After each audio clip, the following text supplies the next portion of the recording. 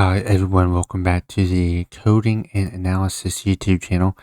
And in the last video, we ran an XGBoost Regressor model called Train and Predict. And this is the results. Address data split, property type, predicted price, and price, model price, actual price. So this is the return of the function and the data, the subset of the data frame.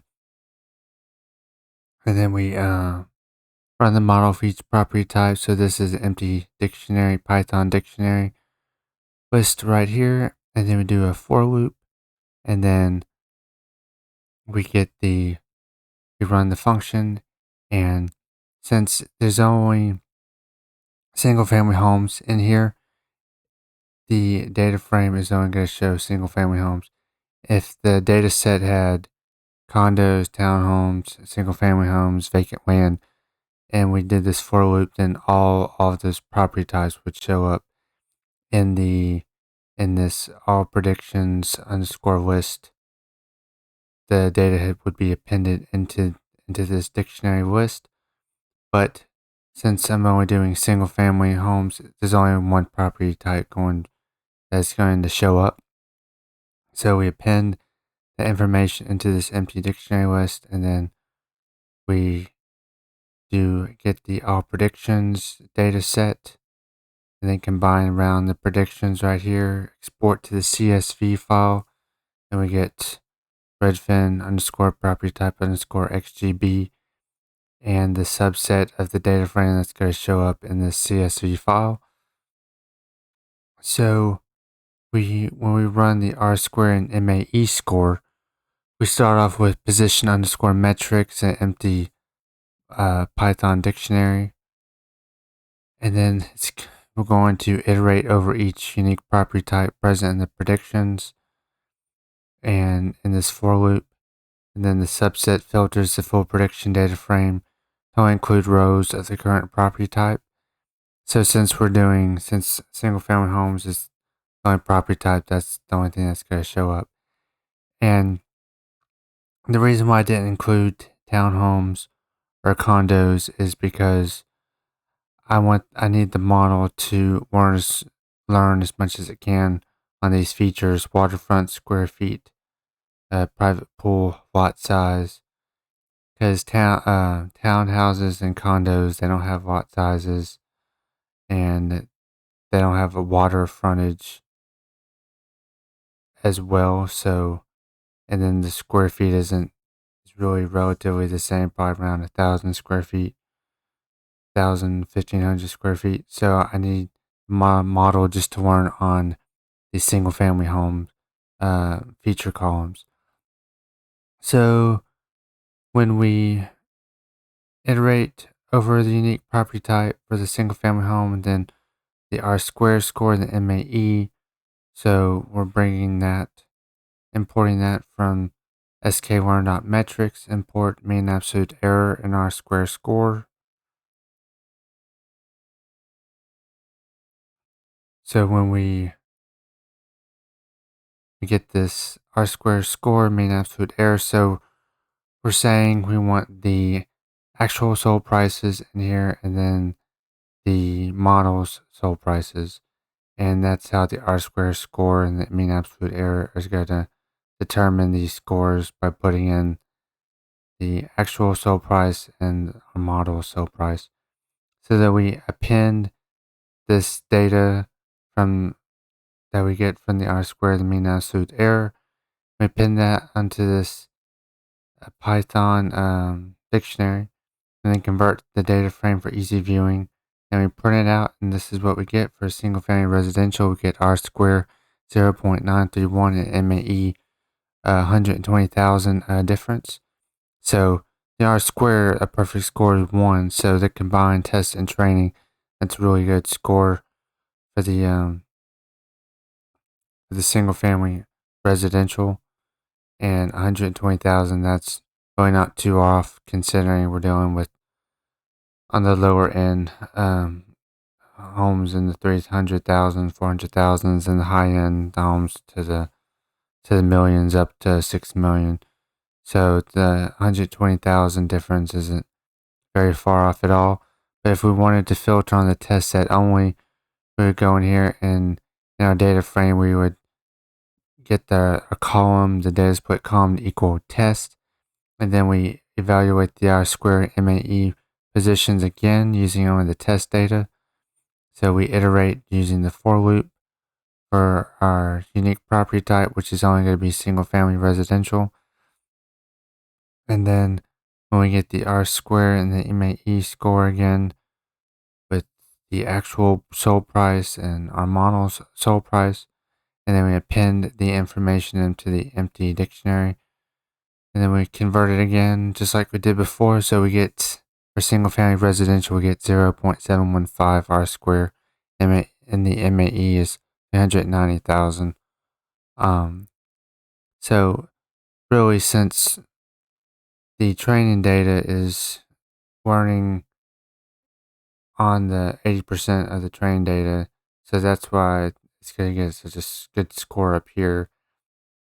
And then it's including the testing data, which probably brings it down a little bit to 0.93. But when we have the R2 score, just the testing data, and that's not too bad because 20% of the testing data was the unseen data that the model didn't see. And it's just providing its best guesses from the 80% of the training data. So 390,000, that's sort of high, but for the testing data, that's not too bad. We can look for ways to improve this later on. But for right now, the 0.715 R2 and the MAE, that's acceptable scores. So when we calculate the metrics to put on our chart, we're saying, just like we set up here, but we're getting the set of subset, we're just putting the whole data frame in here, and we're getting price, actual sold price, predicted sold price for the R2 and the mean absolute error, and then we're calculating the residuals. So we do this with numpy.absolute, that function, and then we're getting the actual sold price minus the model's predicted price, and we're getting the difference. And then we're getting the 5 largest residuals for the top 5 outliers. And in our plotting, we're going to show these residuals. So we get our matplotlib.figure function, and it's going to be fig size. And then this is how big the plot's going to be. Then we get the seaborn.scatterplot, and these are the parameters. This is the data frame that we have, this all predictions data frame. The x-axis is the actual sold price, y-axis is the model's predicted price, the property type, which is only going to be single family, the hue, so the color of the property type, so it's going to be like a blue color. The data style, it's going to show if it's a training or a test. And the palette is just the color format that we're going to use. So this is how we get the diagonal line for reference. So we start off with 0 and then go up all the way to the highest, to the max. So min, 0, max, I think it's 6 million. And this is what the diagonal is going to look like, and it's going to be a gray color. And then we'll do a for loop to annotate for the top residuals. So the address and the property type is going to show up in our chart. And then we label it with the dot title, predicted versus actual price. Then the X label, the actual sold price, the Y label, the predicted sold price. And then, so what we're doing right here is we're getting the current axes of the chart. So when we're displaying the R2 and the MAE in the top left using the axes coordinates, so the 0.05 and 0.95 is going to show, meaning it's going to be on the top left corner. So we have the combined training and test R2 and MAE right here. So we have the 0.93 and 120,000. And then we get the legend and the layout. The dot legend with the property type split. The location will be lower right. So you can see here the single family residential are all blue. Train is 0, test is X. And we can see most of them are pretty in line with the diagonal line except for these 5 outliers, which are pretty big outliers, especially for the Scenic Highway and the 85 Woodward Street. And then these are overestimated. These are underestimated, but these aren't too far off. These are pretty far off, and they're all in the test set. So when we make a new all predictions from our data frame, so the all predictions, let's go up to where it says all predictions. So all predictions is just where we concatenated the list, and then we rounded it to 0, the results. So this is our data frame right here, and that's why we're putting it in down here. So all predictions data frame, and then we're making a new column valuation div, and that's just going to be the column predicted price, models price minus the actual price, and this is how we get the overvalued and the undervalued. So we get the all predictions data frame, and then we sort the values. So we want the top 10 results with the highest overvalued. And then we're printing the results out right here. So we can see here, they're all in the testing, Regatta Bay Boulevard, Sawgrass Way, and Ocean Boulevard. So these are the overvalued. So Sawgrass, Ocean Boulevard, and Regatta Bay. So these are the overvalued that our model made compared to the actual sold price. And then we go down here, you can see the value difference. So that's 1.2 million, basically 1.1 million. So, and 948,000. So pretty large valuation differences on some of these in the outliers. And then if we do the undervalued, we sort the values. We don't do ascending false, we do ascending true. And when we do ascending true, we don't have to put anything. So we get the dot head method and we get the top 10 results. So these are the most undervalued properties. So 85 Woodward Street, 3484 Scenic Highway. So these are the test. These two are in the test, and they're off by